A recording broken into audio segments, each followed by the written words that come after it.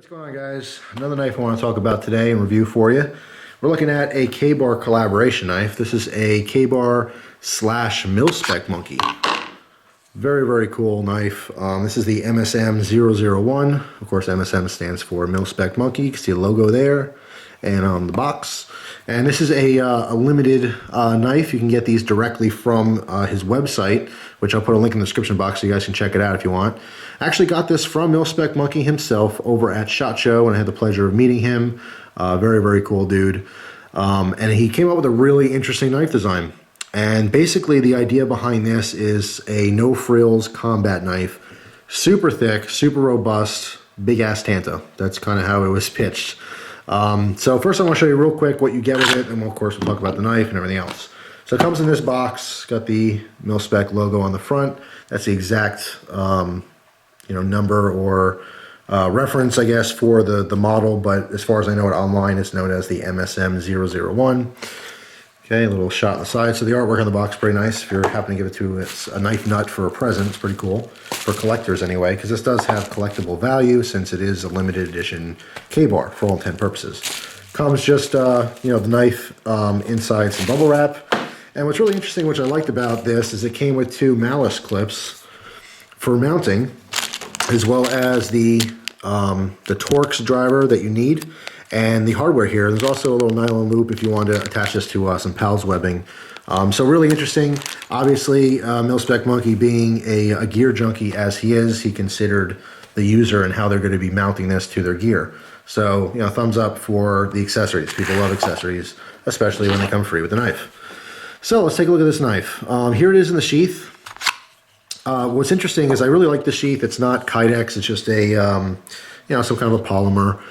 When I first started using the knife, it didn't feel very secure putting the knife away. I mean, we're so used to this big old audible snap, this big old choof. But this one doesn't have that. And I immediately assumed that meant it wasn't on there very securely, and it was kind of a cheaper sheath design. You can see it going in, and just you get the tiniest, quietest little snap. And I thought, man, that's going to fall out. What a piece of junk. But honestly, after I started using it, you cannot get this sheath to swing off, okay? Even if I'm holding it, by the sheath, the knife's not falling out. It's actually pretty amazing to me that the fit on this is not, like usually with your Kydex sheaths, as you're putting it in, you can see that Kydex like screaming, just, in a second it gets past whatever molded part is, it just snaps, and you figure, oh, it's never going to come out. First of all, there's almost no noise at all. Okay, there's barely a wiggle on here. So obviously, thinking about stealth and using it in a tactical sense, what a phenomenal job. I really thought this would be a hit, is this sheath, but honestly, it's perfect. There's nothing wrong with it, even though it's not real Kydex. It works beautifully, and it's very slimline, very simple profile. All right, so super cool. A lot of attachment points on here, especially to attach those Malice clips. So again, A+ with the sheath here. As far as the knife itself, it's a very cool design. The blade is an SK5, which a lot of people aren't familiar with. Obviously, Cold Steel uses SK5. The deal with this, it's kind of a long story, but Camillus made a 1080 carbon steel, and when Cold Steel bought it up or used it from them, they renamed it or rebranded it SK5. It was made over in China, or at least all the knives are manufactured in China.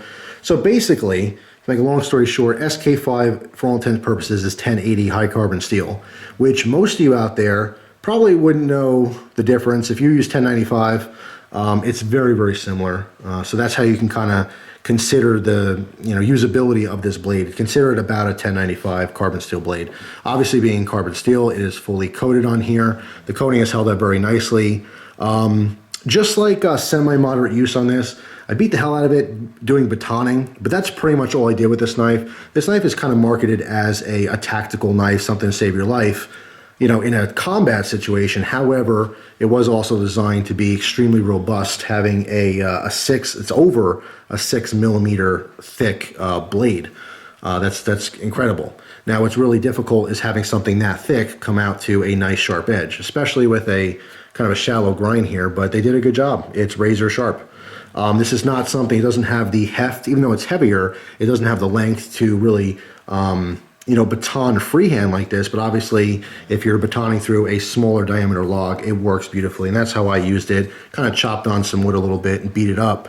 This is something you could use as a pry bar if you really needed to. The idea behind here is strictly combat use. It's not for necessarily utility. It's not specifically designed to be a survival knife. It can kind of do a little of everything, but not exceed or excel in one thing.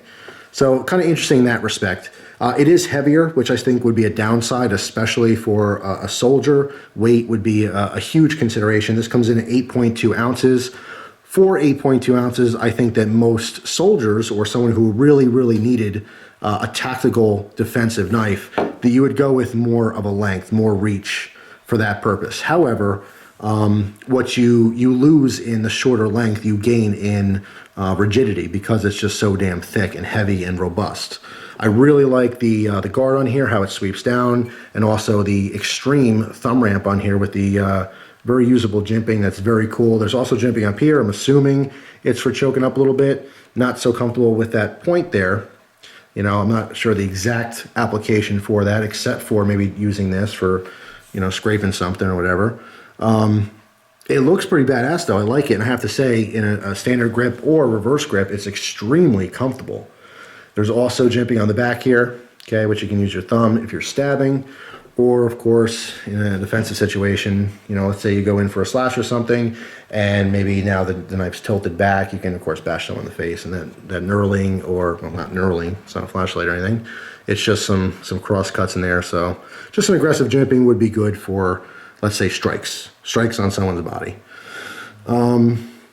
Yeah, I mean, it's a pretty badass knife. 8.5 inches overall.